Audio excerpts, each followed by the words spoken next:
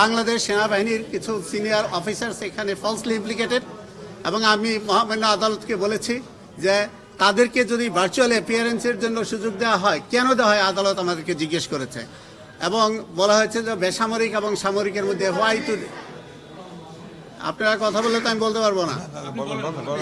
তো যখন বলা হয়েছে তখন আমি গ্রাউন্ড বলেছি first of all I am confident যে বাংলাদেশ আর্মি অফিসার যাদেরকে ফলসলি ইমপ্লিকেটেড করা হয়েছে তাদের ফেয়ার চান্স আছে তারা বেকসুর খালাস পাবে। যদি তাই হয়, তারা যাতে বেকসুর যখন খালাস হবে তখন যেন তারা বাংলাদেশ সেনাবাহিনীতে তাদের কমান্ড রিজিউম করতে পারে, সেই জন্য আমরা সেটা চাই। এখন প্রশ্ন হলো যে প্রশ্ন করা হয়েছিল আমাকে যে একজন বেসামরিক এবং একজন চিফ জাস্টিস যদি কোর্টে আসতে পারে, তো আমি বলেছি যে মিলিটারি রেজিমেন্টেশন লাইফটা ইজ ডিফারেন্ট।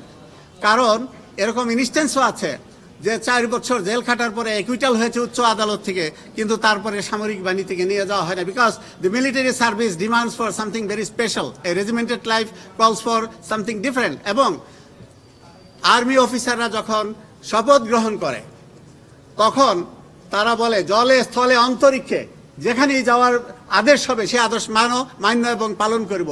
দ্যাট মিনস সেনাবাহিনীর অফিসাররা they are prepared to sacrifice their life, they are prepared to defend the sovereignty of the nation even to the peril of their life.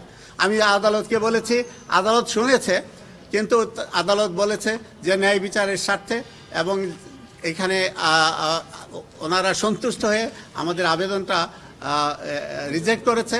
কিন্তু আমি হ্যাপি, আমার team happy যে আমাদের কথাগুলো আদালতকে আমরা বলতে পেরেছি। এবং আমি আপনাদের জন্য বলি যে সেনাবাহিনীর সিস্টেমটা ডিফারেন্ট। আমি আরও বলেছি আদালতকে যে একজন সেনাবাহিনীর কর্মকর্তা তিনি 2টা আইনের আন্ডারে, এবং কিছু কিছু ফান্ডামেন্টাল রাইট, মৌলিক অধিকার তাদের জন্য রহিত করা হয়েছে।